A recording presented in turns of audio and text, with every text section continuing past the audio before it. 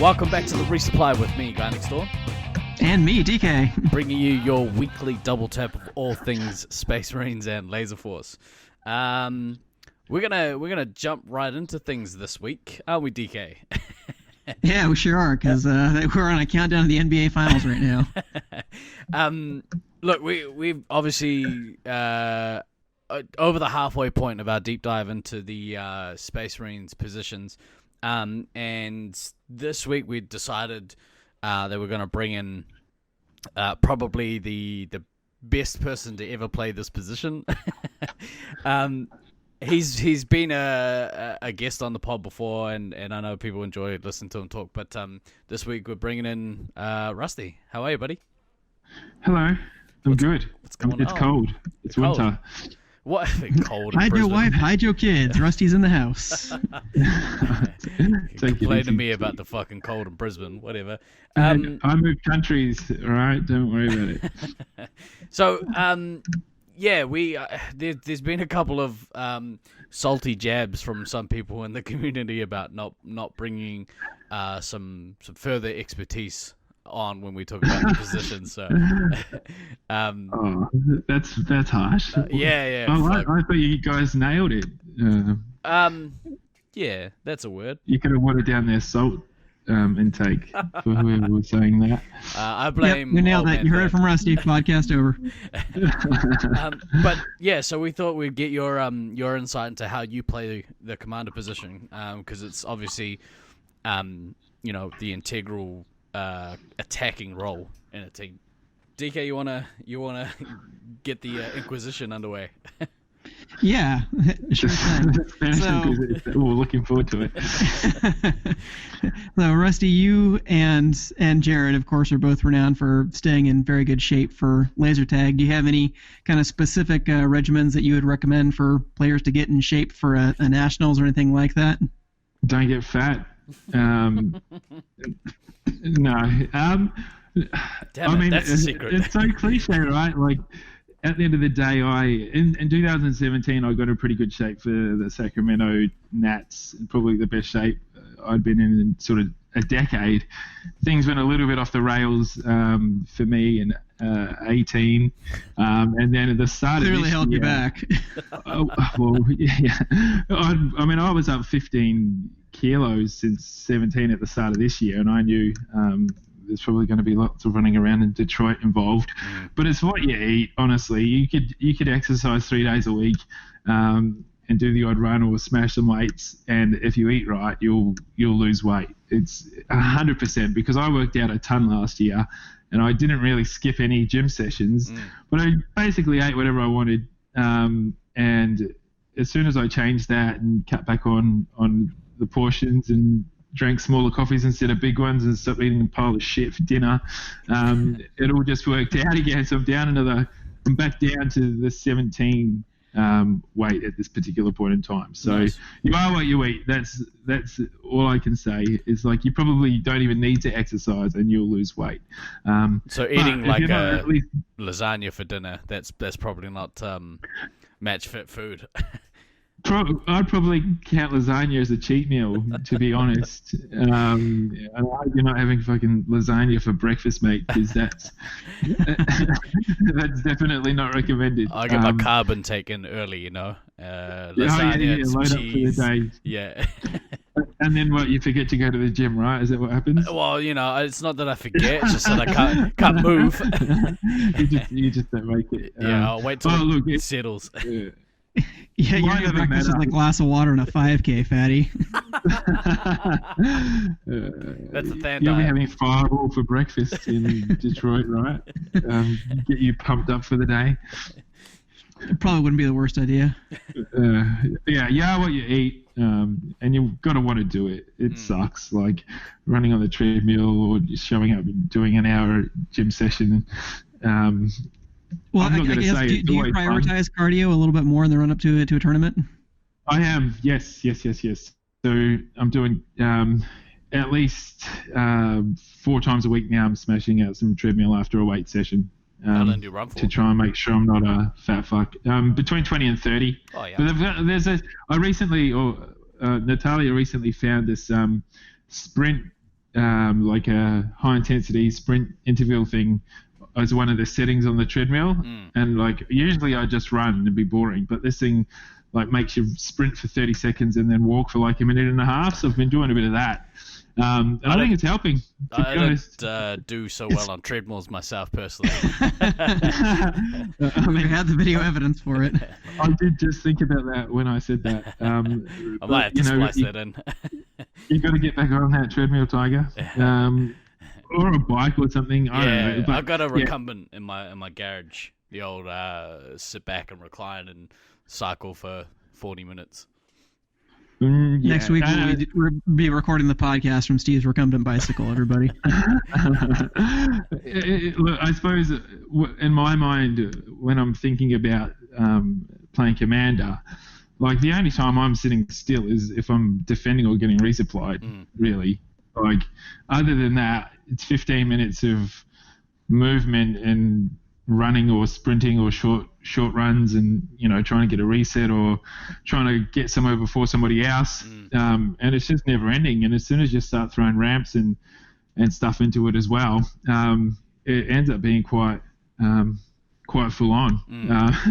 So especially if you're going to be doing it for an entire week, it ended up being quite important. And I can tell you right now, when I was I ended up playing a few consecutive games at the start of this year after Christmas. It was hard work. I was like, how the fuck did I do this last year? So much ham. Like, I'm not getting that reset. I'll just let them go. Yeah, fuck it. I didn't need that fifth nuke. I don't want that missile. It's not worth the 500 points. I can't get that one. You're out of here. So it's been nice to be able to at least be a little bit more nimble around the field, and hopefully, I've looked at that. I've played in Detroit actually, so I kind of have a rough. When Boehner got married in 2014, so I have a really rough idea of what it's like, but I really can't remember what we did or whatever we. I had to check how many games we played while I was there. It was like 11 or something. So, right. But by all reports, the field's changed a bit, and I can't remember a fucking thing. So, I just know there's ramps and there's going to be running. So, here we are. That's nightmare fuel for me. Yeah. Welcome to Brisbane. Yeah. True. So second question, this has been a much debated topic among a number of other players that I've talked to regarding the commander position, but how important is accuracy? Yeah. It's an interesting question, and I shout out to our stats god, our stats overlord, our stats daddy, Mr. Lewis, for putting together the stats side. I know I shout this out every time I'm on a podcast, but that thing is amazing for digging in really deep to see how you stack up and what you potentially do differently to other players or how you approach things. And like I realise that if my accuracy is 5 or 10% lower than somebody else who has a better accuracy than me, that's 2 resupplies that I need to get that they don't. Right? I'm not living under a rock, but I'd much rather take a shot and miss than not take the shot. Or maybe I just suck at shooting and I am really bad at my accuracy. Like, I don't know, to be honest. But like, I think I'm probably 5% lower than most people who have played a lot of Commander games. And I honestly don't know. I mean, I don't know. Yeah, maybe I just take shots that other people don't and probably miss them. It's just one of those things where I'd rather try and miss and, yeah, like I said, not try at all. But in saying that, if people start just taking shots for the sake of it and start missing and your accuracy drops 10% and you don't hit anything else, don't blame me. Because, but yeah, it's one of those things where people, obviously, accuracy, I'd like it to be higher. I'll be honest, I would like it to be higher, but at the end of the day, I'm not going to stop and think about whether or not I should take a certain shot just so I can get an extra % on my accuracy. I suppose is probably how I would look at that. And yeah, I miss tons of shots, and I'll be honest, like I might try and shoot someone and they're way across the other side of the field, and like I can barely see the side of their head, and I'm hoping that I can possibly hit them if they stepped the wrong way, and I've, there you go, that's a shot, and I missed it. So back to resupply I go to get more shots. But I'd like your thoughts on that, actually, DK, as to how important you think accuracy is when it comes to playing Commander. I think that you have to get over sort of a certain threshold, and beyond that, it kind of just depends on your style of play and stuff like that. Because I think that's a good point you bring up, that it's like Jordan said, you miss 100% of the shots that you don't take, right? So if you're going to get that long cross shot, or you maybe have a split second of reset time before somebody gets around a corner or something, and that might be an extra shot for you to get, go ahead and take it. But this debate we were talking about kind of first came about actually in that run up to the 2017 Nats, and I'm going to throw Venom under the bus right now because we're having this conversation. I said, I'd kind of like if you boosted up your accuracy by about 5% just to improve our efficiency on the resupply end. And he actually went to the LF stat site and he was like, well, look, Rusty's accuracy isn't as good as some of these other players who play Commander. And my only response to that was, bro, you're not Rusty. Oh, poor Venom. I'm actually... I got your back, Venom. I'm just looking up the stats, the accuracy now, like to see... Yeah, see, Thunder, 88%.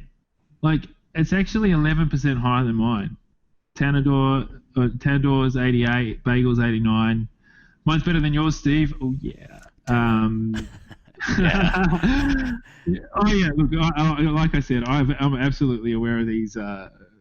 Aware of this, and I don't know whether or not it's just a different approach to taking that shot. But Thunder has amazing accuracy across all of his positions, though, so it's not like an anomaly. He's just very accurate overall. Which really pisses me off, because I'd love to have a 95% accuracy game. I don't think I've ever shot 100% accuracy as a heavy low. Now, I know he's done it several times, so shout out to Thunder and your damn accuracy. But yeah, I would take a shot and rather miss it and go back and get resupply than not. So, and whether or not that just means I've put myself in a position where I might have to take 2 shots to get that one, or maybe I've missed both shots too. But I won't lose sleep over it. I'm like, fuck it, I'll just keep going. And if that particular shot didn't work in that instance, I probably won't try it again. Or I might just try it again for the sake of it and get lucky. It really just depends on the situation in the field. That's a good answer. I mean, what I usually tell newer players, I guess, is to start with, work on trying to get over 70, because if you're really much below that, you're probably just missing too many, and you're going to have to go back for resupply too often, and that's time that you're not scoring points or hitting the other resup. And then if you can get over 80, then, hey, that's great. That's much more efficient. But, yeah, obviously, if you're in kind of the high 70s range, it obviously has to be taken as proof, or at least evidence, that you don't need to be over 80 to be elite at Commander. So, but you still need to at least hit something of a trade-off where you're efficient enough that you don't have to go back for resupply all the time. I know I've had either a horrible game, I'm having flashbacks to Sack, actually, and wearing that fucking Bumblebee suit in that game against Syracuse. And I thought I was missing shots, but then I was like, maybe I'm just getting smashed. But then after about 7 minutes, I'm like, nah, I'm not hitting stuff. And I think that particular scorecard I found, I was at like 60-odd%. I've certainly had bad games, but I can generally pick up the difference between a bad game and not being registered. So I think I've had 2 or 3 games where it's been in the 60s, but I'm going to blame the equipment and not my shoddy shot. So I will not stand for the slandering of Bumblebee, sir. Fuck Bumblebee. I hope Sean's framed it somewhere. Anyway, that's fine. But yeah, that's probably how I'd summarize that. Okay, good deal. So third question, how do you prioritize scoring points and building specials versus attacking the enemy resupply and trying to kill out the medic as soon as possible? This is another debate that I think we had a lot, especially in the aftermath of last year. Yeah, look, I've been called lots of different things over the years relating to my approach. But see, people seem to forget that generally between my resupply and the other team's resupply is the other team's scout heavy and commander, or scouts heavy and commander. And I don't give a fuck which direction I'm going or which direction I'm heading or how I'm going to try and get to the resupply. I'm going to shoot whoever I run into. And if it just so happens that they put 2 scouts on a bridge or on a tower or something, and I can't get through them, maybe I'll go and try and go a different way, or maybe I'll just run into 2 scouts and a commander for half the game. It's not because I'm not trying to get to their resupply. I can promise you, if I shoot them all, I'm running towards where their heavy is to try and get into their resupply, right? So I don't have a strategy, to be honest, when it comes to how aggressive I am. Like every time I take a step towards their resupply, I'm attacking the resupply. I just might be halfway across the field because I can't get past whoever's in front of me. And I suppose that off the back of that, you said this a couple of weeks ago, maybe it was on the scout one, right? The more people you shoot before they shoot you means you're going to have a better game. So at the end of the day, when it comes down to hit differential, this is where it can make a huge difference, because if I've managed to crap on their scouts and they're not pecking me for 3, and I might get the odd hit on the command and we sort of walk out and we've hit each other 20, 25 times, but I've managed to keep on top of the scouts, I'm probably going to put money on the fact that I will have had a couple of nukes off the back of that, which may ultimately influence the game in different ways, where I don't actually even need to go anywhere near the resupply. And I'm still comfortable with that. So if I walk out of a game with 0 medikits, but we've eliminated them, I would like medikits. Don't get me wrong, but I still take it as a win if I've been able to influence the game a different way. But there's no point just sitting around in the middle of the field if the scouts are shitting on you and the commander, because you're probably going down pretty hard on hit diff, and you're not scoring points or specials to then ultimately support your team in different ways. But yeah, look, I can tell you right now, if people don't want to defend their resupply, don't. I'm more than happy to just throw on in, so I don't have to run into the rest of your team. That'd be great, because like I said, I do enjoy getting medikits if I can. But I'm at peace with the fact that that's not the only way to influence the game, and there's other people in the team that can generally support you by getting those medikits. Different ways. So yeah, head diff, hands down across every position, is the most important thing when it comes to influencing a game, I think, because if you've managed to shoot them more than they shoot you, you're probably going to have more nukes, and you're probably going to be in a better position to help your wider team. I suppose if you're kind of being the battering ram for your team into a resupply, that lines your scout up to kind of finish off the medic if they can. So as long as if you can push your way in. I mean, you guys have played Brisbane. People that potentially listen to this haven't, but bridge control's huge, right? So if you're able to put yourself in a position where you can sort of push the other team's resupply, or scouts or heavy or commander, back into their actual resupply and take over the bridge on either side of the field, well, it's going to make the whole team better because of it, right? That's when things start going wrong. Yeah, exactly right. So that puts pressure on the other team. They might not be able to get doubles because they're trying to defend.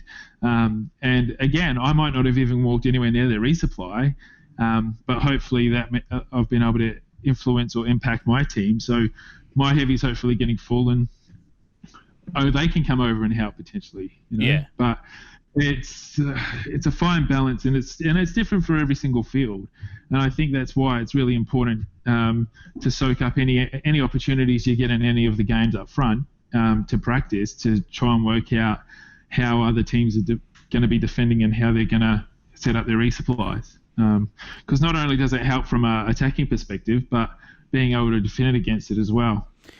Hopefully somebody from Detroit will kind of do a video walkthrough before this Nationals, and that'll really help with this tournament. It's always helpful, I guess you don't really want to give your opponents any sort of competitive advantage, but at the same time we're a pretty small community, so I thought my annotated map was perfectly helpful, to be honest.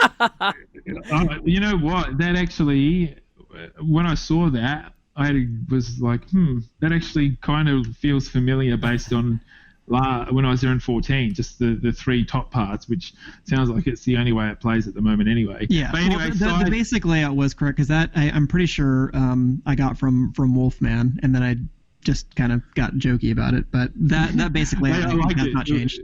It was good. And Scythe, I'm expecting a personal tour of the field, and I want to know where you defend from, and I want to know where the rest of your team defends from, and where your scouts are going to be, and where I should go.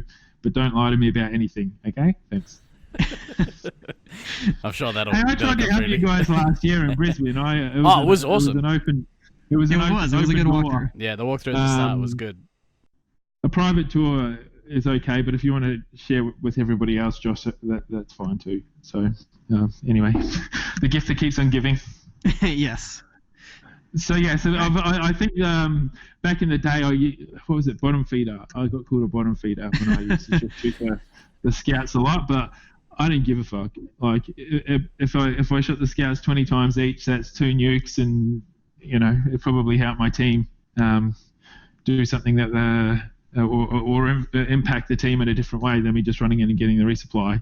Because guess what? I probably got shot before I could get there. But anyway. Yeah, because I had this conversation with a few people last year when we were talking about different ways to approach the commander position, and there had been some talk about not actually so much you. It was a little bit more, I think Screever was a good example of this last year, where he was constantly coming out with scores of 12K, 12.5K, something like that. But in the stats, he was only getting maybe 1 or 2 medic hits per game. And so people were saying, well, is he just, point feeding? Is he being, quote, a bottom feeder, like you had suggested?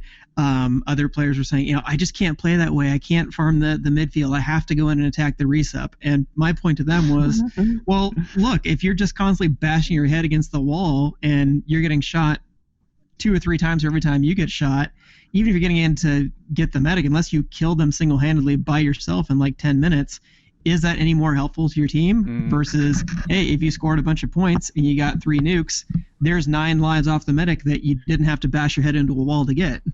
Mm-hmm.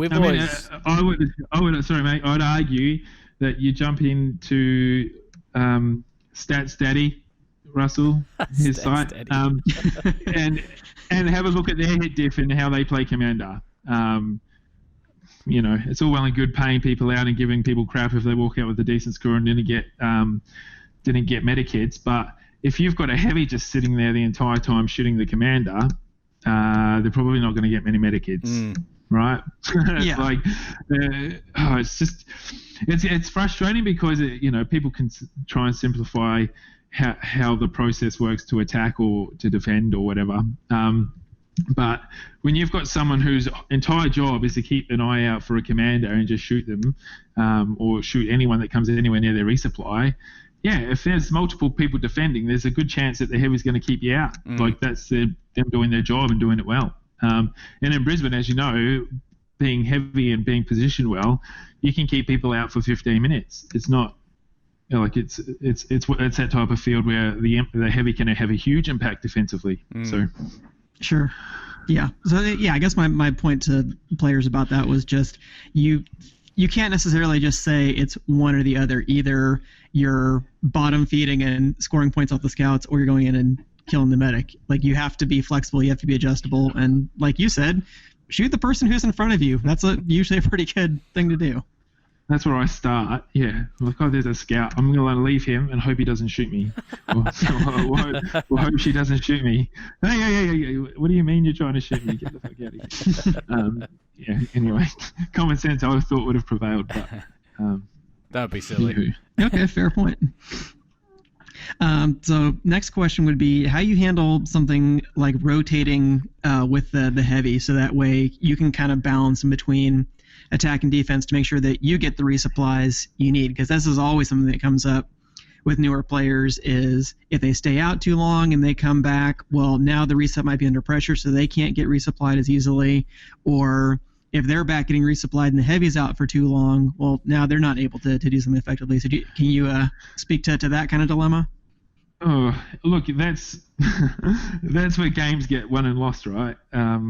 Trying to find that balance, but it's not just, I suppose, the commander's role. Everyone's accountable for that. Like, if everyone decides to come back once they've got to 5 lives, well, that's pretty dumb. Yeah, it's put some unnecessary pressure on your resupply. Yeah, and look, and sometimes it's the right thing to do. Like if you've managed to absolutely pump their resupply and kick them downstairs, and you're able to get a couple of extra medic kits by absolutely pushing it, well, maybe it's fine running low, but then you have to go, right, how good of a game has the other commander had? Can they double nuke? Can they triple nuke? Can they nukes out of the game? Maybe the reason why you got kicked or you were able to kick them is because they didn't have their 3 hits there, and now they're attacking your resupply. And when you come back, you don't have one,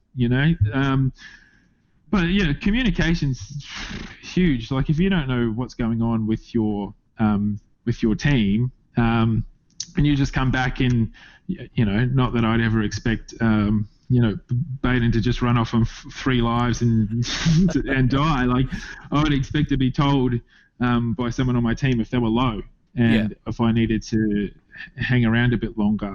But in saying that, sometimes I might come back with a lot of lives and I have no shots, but maybe I can get 3 shots and just go out for a bit longer and come back. Sometimes that doesn't work either, because if they then nuke and you've got 2 or 3 shots left, well, you can't really defend. So, like, it's a constant analysis of how well your team is doing in the game and how well the other team's doing, and just making educated guesses, I guess, around what could potentially happen if you put in that position. Look, I would love to run around with full lives and 30 shots the entire game and not necessarily have to worry about getting resupplied. But like you've already touched on it, there's a fine balance between whether or not you're controlling the field and being able to push forward versus having both your 3 hits back and giving up all of that work that you've done to put yourself in that position. And yeah, it's hugely important that your team communicates and you know where everyone's at with that stuff. And it's like getting nuked out of a game because you went too low sucks. But in saying that, sometimes you just don't know how well the other commander's done and how quickly they've been able to get 2 together. True. I mean, I don't. Peter's probably going to listen to this, but that's what happened last year against Brisbane. Was it the 4th Brisbane team? I can't remember what they called themselves, but he got double nuked out, and Screever had an awesome game defending. And he managed to get together 2 nukes pretty quickly. And I'll be honest, I don't think I had 2 nukes at that particular point in time in the game. But he just played really smart. He stayed back. He defended well. Put a lot of pressure on in the sense that I don't think we could get in, right? So they had the upper hand because running into a brick wall and losing quite a lot of lives trying to get through put Peter in a position where he was low and he got double nuked out. So it does happen where you can underestimate how quickly or how well someone's put together a couple of nukes to just turn a game on its head. And I didn't have fun in that game. That really sucks, playing against 6 people when they've got a heavy commander. And you don't. It was one of those things that was just a merry-go-round. But yeah, FYI, if your heavy dies, it's really not a fun game. It's fairly shit. If you're a commander.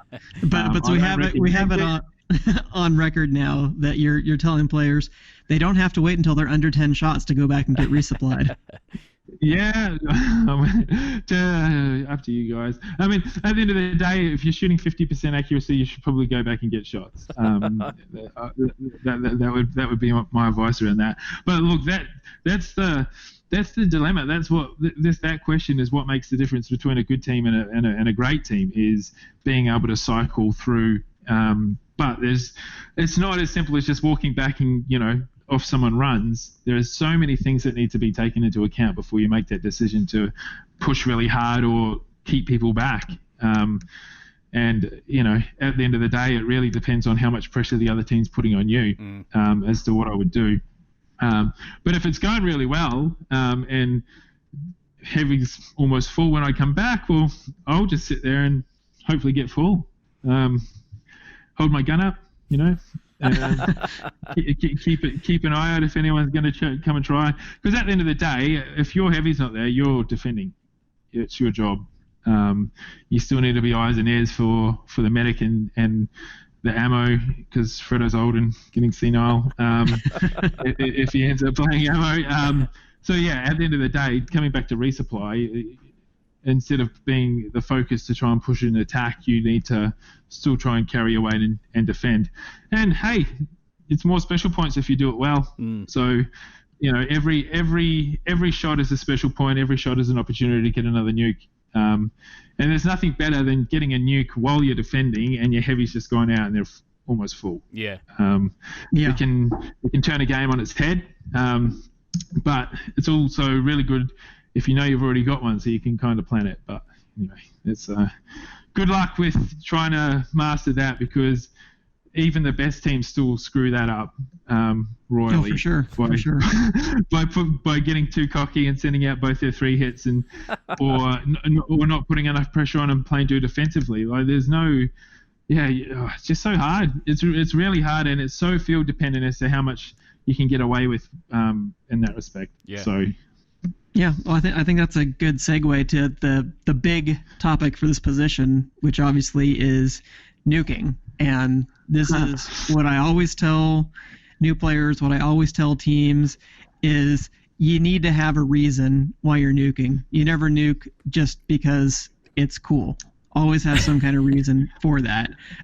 So how do you kind of just decide when to nuke, when to, you know, launch a single nuke to let somebody get in versus having a 2-chain or a 3-chain or the infamous Rusty Special 5-chain?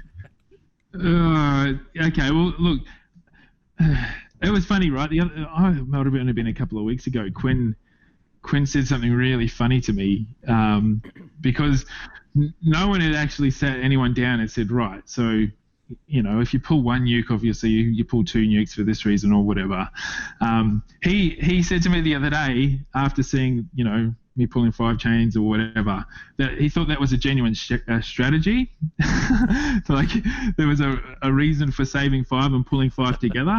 He didn't realise it was more just, you know, the game's going quite well and you want it to last 15 minutes if possible, and you just want to have a bit of extra time in the field to have some fun. Play, yeah. So that it's funny that we're even having this conversation, because I never really thought about how other people would look at the 5-chain thing or the 4-chain thing or the 3-chain thing. But look, pulling a 5-chain nuke is kind of fun. I'll be honest. I do enjoy it. And generally, if I'm pulling 5, it's because we've controlled the bridge, we've controlled the resupply. I've managed to get quite a few shots off on, obviously, people on the other team and having a decent game. And I've just not felt the need to have to pull a nuke. Right? And that's, hand on heart, the reason why I would ever pull 5. Like, maybe way back in the day when, and I'm talking like early 2000s for people playing at home, that makes me really old, where I would pull 4, but my team was almost dead, right? Like, I'm guilty of that, and everybody is. So I quickly learnt, though, you can't really score any more points if you're dead. So it's in your best interest to use your nukes, whether or not it's defensively or offensively, depending on the situation. So, like, if I know that I'm playing 3-hit with a weaker 3-hit, depending on how the match has been balanced out, for example, well, I'm probably not going to pull a nuke for the heavy. I'm probably going to pull a nuke for one of the more experienced scouts to go in and do it. But in saying that, if I know that we're playing against a stronger 3 combination, I'm probably going to save it defensively, or maybe I'm going to wait until I've got 2 nukes so that if I do need to pull a defensive one, I can, and then we can turn it around and drop an offensive one, depending on the situation. So again, like if it was a competitive game and it was a Nats game and it was serious, well, it really just depends on how it pans out. I think the best thing I can reference in terms of chaining and it successfully working was probably in that second to last game against you guys in SAC, DK, where we, third time lucky, I managed to get through the castle and that little ramp into your resupply. I managed to actually get into your resupply, and we got you downstairs pretty early. So that meant I didn't need to nuke because you guys were already downstairs. And I had a pretty good game. Someone was yelling out, someone was low. I got a little PTSD from I had a pretty good game, and I heard someone yelling out someone was low, and I had 3 nukes. What I didn't realise was that it killed your armour and your ammo. So that's a good example of where chaining does work. It definitely did. But that, again, that may not have been possible if you weren't downstairs, right? So it would have been more around just playing it normally and dropping a nuke and hoping we could kick you downstairs. So, like, every game is different, right? And that's probably the most challenging thing is you can work out in your mind exactly how you want a game to go and when you're going to pull a nuke and how you're going to do it. But if you've managed to get kicked in the first 60 seconds and you're downstairs and all of a sudden the pressure's on you, that game plan has gone and you need a new one. And that game plan could change every 30 seconds, right? And that's the most challenging thing, and I think it just comes down to experience at the end of the day. If you end up in a situation where you've been pushed out or your team's struggling and you need to get back upstairs, maybe you got a nuke just to get back to where you were. And maybe you need to nuke to just save yourself from getting eliminated, and pull a defensive one. But it's just so tricky to find the right balance. But there's been too many people, this is another public service announcement, of people holding their nukes and then not pulling them at all. Right? Like people forget that it's really, really helpful if you pull nukes for your team, even if you're brand new at any moment in time. It doesn't have to be for a heavy, it doesn't have to be for a scout. Just pull it sometimes. It's the right thing to do. You'll get given feedback, I'm sure, by someone going, hey, it would have been really cool if you told the rest of your team you were nuking, but at least you're starting to build on the process, how it works, knowing you've got one, having the presence of mind to find somewhere safe and pulling it, right? It's all just takes time to build that experience off the back of it. But yeah, look, at Nats, when I've managed to save 5 up or whatever, it was either to get everyone some extra MVP points, which we generally don't have to worry about now, or if it's a field we haven't played a lot in, it would be to learn the field, or just because it was fun at the time. But it's definitely not a recommended strategy if you're playing a serious game. Back in the early 2000s, that was kind of a strategy.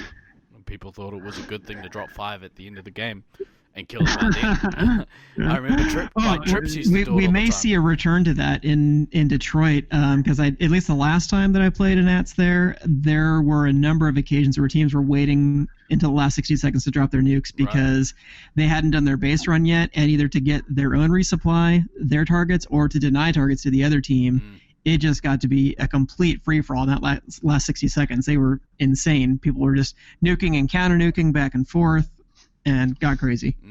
Well, we're just going to have to see what happens then. Like, if that ends up being a strategy, I'll have to not eat my own words. But if it's a strategy for Detroit, let's see how it goes. Your strategy's constantly changing, right? But generally 5-chaining is not a quote-unquote a strategy. It is something that is a byproduct of other things going right in the game. Right. Correct. But look, I've really just got to get over there and see how this field's going to play. But I still would be because I heard the targets are very much a suicide run. People say that. I don't necessarily agree, but maybe I just have a different take on the Detroit Maze. But yeah, you'll have to see when you get over there, because I can't necessarily speak to that because I don't play it on a weekly basis either. Now, when we get this personal tour by Josh, we'll figure it out, I'm sure. Get on it, Josh. Yeah. So yeah, in his wonderful book on basketball and other things, Shea Serrano has a whole chapter about disrespectful dunks in NBA history. So I feel like getting 5-chained, that's kind of the equivalent. It's a disrespectful dunk. So if you're not doing your job and you're not putting some pressure on Rusty, he's going to 5-chain you, and you're going to be disrespected. Yeah. Oh, good. No pressure. I don't know. I'm old, man. Yeah, my finger doesn't work as well as it used to pulling that trigger. And my accuracy is obviously going down instead of until up. further notice. Yeah, to be confirmed. And I was trying to think how I went in the games that I did play when I was over there. I can't even remember if I even played a Commander game, to be honest. So, literally walking into this Nats in this field like I have no fucking idea what's going on. But hopefully we'll figure out what's what pretty quick and go from there. So good. Well, I have one final question. It's kind of a bonus question, and it's really just for my edification more than anything else. Is how do you not be trash and get your nukes canceled constantly? Wait. What would this be in reference to that's happened recently? It's not just recently, bro. I've seen some people pull some nukes in absolutely retarded situations. And shout out to Chris, aka Scorpion, for being numero uno when it comes to this stuff. Like he'll just shoot a couple of people and they're like, oh, now's a fucking good time. He could be in the middle of the green floor generator and just think it's worthwhile. And you know what? When it works, it's so ballsy. But when it doesn't, oh man. It's fucked. Like losing a nuke, getting a nuke cancelled it sucks. It really sucks. Like you've had to work, I don't know how hard, but generally you don't get 20 special points by accident. So you've got your 20 specials. You can potentially save your team from getting annihilated or potentially put pressure on somebody else's team, and you pull a nuke and you get it cancelled somehow. I was reading on. That's right. You guys made comments about the fact that apparently it's a strategy when you hear a long tone to try and pull a short tone nuke. I think there were maybe 2 people who have ever done that. And I don't think it was on purpose, to be honest. Like I think they've just gone. I'm pulling a nuke, and they're pulling a nuke, and they've heard it go off, and theirs has gone off, and they're like, yeah, I did that on purpose. Like, fuck off, you did. Like, if you, hand on heart, were willing to roll a nuke on a tone, like, I don't know how many goddamn times I've heard the nuke tones over the loudspeakers, but even now I wouldn't back myself to know the difference between a 4 and a 7. Like, I'd be like, 3 seconds later, I pull it and get a 7-second tone, right? Like, that is literally what would happen. And yeah, we've all been screwed over by short tone, long tone by accident. Some of us more than others, but yes. Yes, and like that's just so unlucky. Yeah. It's so unlucky. And it's generally when your team's yelling for a nuke. And then the other team decides that, well, if they're yelling for a nuke, they must be under pressure, so I'm going to nuke. And then both people nuke, and then all of a sudden it backfires. Yeah. But getting, you got to hide, even if you have to go in the fire escape out into the parking lot to pull it. Like I would do whatever. Okay, now we know. But no, you shouldn't be getting nukes cancelled. All right, like it's just one of those things. I'm trying not to. All right. Like, I mean, there were so many places in SAC where you could pull it, where it would put you in a position where there was only one way for someone to come in. Sure, if a heavy heard you pull it and knew where you were, you'd be rolling your dice a little bit, but you sort of have to make an educated guess as to whether or not you just saw a commander upstairs or whether or not it was the heavy before you make the decision. I suppose it goes back to what I touched on earlier, how the game's flowing and who you've just seen, and whether or not you've heard someone go low, as to whether or not you've got pressure on yourself to pull a quick nuke to really ram home an advantage, or if your team's screaming for you to defend and you've got a nuke, do you pull that and take the pressure off them, right? But again, you need to have been at least aware of who's around you, who was in front of you. Did you hear someone nearby that you're not sure if it's on your team or it's on the other team? Like I've had a few nukes cancelled in my time, but I would say very, very, very few would have been from getting shot. And yeah, I'm probably guilty of it. I probably run too far away sometimes to pull a nuke if I know that there's somebody nearby, and I've probably wasted 10 or 15 seconds, but I'd rather do that and get to a safe spot than get it cancelled. Yeah. But I have done a couple of things like where I know we're on top and I'll pull it in the helm, and for those that don't know, the helm is pretty much in the entire center of the field. And I don't know, I might have got one cancelled once, but doing something like that can change the whole dynamic as well, because you're in a position where as soon as it goes off, if your team's kicked them out, you're just going to get resets for days. Whereas if I've run 15 seconds downstairs to somewhere else to pull it, you don't get that type of return on investment if you do it like that. So look, if you've got the balls to pull a nuke in front of someone after you've put them down, hats off to you. And I've definitely done that too if it's a scout. Don't get me wrong, it's definitely a time and a place for it, but just don't be Chris, don't be Scorpion, don't I've seen him pull, and you both played Brisbane, I've seen him put someone down on the bridge and pull it in the vortex. And then there'll be someone in the helm he hasn't seen and they just pop up and shoot him.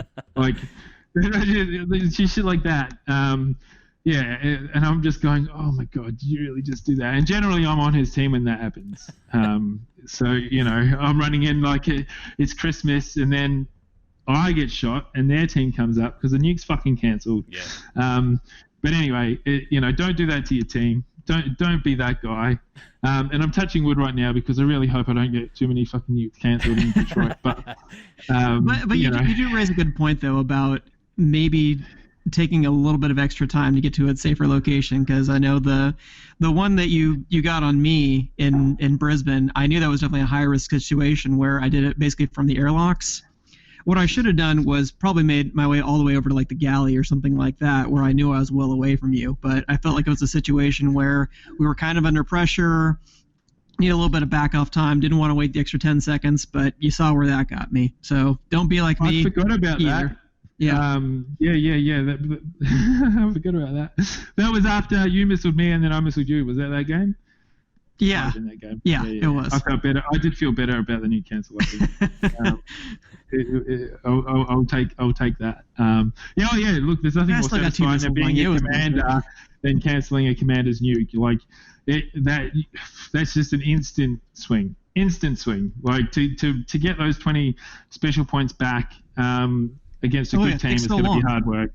And if your team was about to get a breather from whatever shitstorm was currently unfolding in front of them and it doesn't happen, anyway. Look, I could have missed a shot. My accuracy sucks. And you could have pulled it in my face and it would have been glorious. But it just it didn't work out that way. But like I said, I'll take that. Any other bonus questions? No, I think that's all I got. But that was a great rundown. Thank you so much for giving us the inside info on the commander track, Rusty. Yeah, man, appreciate it. My pleasure. Hopefully I haven't confused everyone, because there's no simple answer to any of those things, to be honest, because literally every single thing is situational. Yeah. Everything. Like my answer today about something in particular, and then I'm in Detroit and something happens and I do the complete fucking opposite to what I just said today, because it just made sense to me at the time. It's so nuanced. There's so many nuances to this game.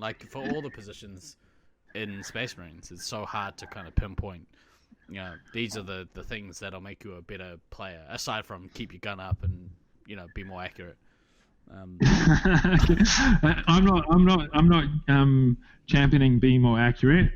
All right. That first point. I'm a keep your gun up guy. If that helps you increase your accuracy as a result of that, I'm happy for you. Yeah. I don't think my accuracy as commander is ever going to break 80. I'm okay with that, as long as it doesn't go down to 70, because then that'll be a huge problem. That's when arthritis in your trigger finger really kicks in. Well, I can tell you right now, losing a little bit of weight ends up helping a little bit with the old running in the knees, I think. But time will tell. I won't have played that many games of laser tag in that much time, in that period of time since last year when I got rhabdomyolysis afterwards. That was fun. Anyway, told you can't make up words, Rusty. Damn it. I wish I was making that up. That was the worst week of my life. Anywho, all good. All right. Well, did you want to add anything else, DK? No, I think that's a good rundown. So I guess it's time for us to go and start hitting the treadmill, right, Steve? Yeah, something like that. Get back on that horse, man. I'll just fall off again. It'll be terrible. Thanks again, Rusty. We really appreciate your time, man. Thanks for coming on and having you on. My pleasure. Anytime. See you in a couple of weeks. Yeah. Sounds good. How many did you say? Like five Mondays? There's five Mondays left till me and Fredo fly, which is on Sunday the 14th. Yeah. Then we get to Chicago. Yeah. So looking forward to undoing 6 months of hard work in the gym and 4 days eating pizza in Chicago. So yeah. My everything process... could be in vain. Yeah. just don't do # worth it. Yes. No, looking forward to seeing everyone. Super pumped. So yeah, can't wait. It's gonna be good. All right. Same to you, man. Well, for this week, I've been Guy Next Door. And I've been DK. Always remember to backtrack, kids. We will see you in 5 Mondays. And hold your gun up. Hold your gun up.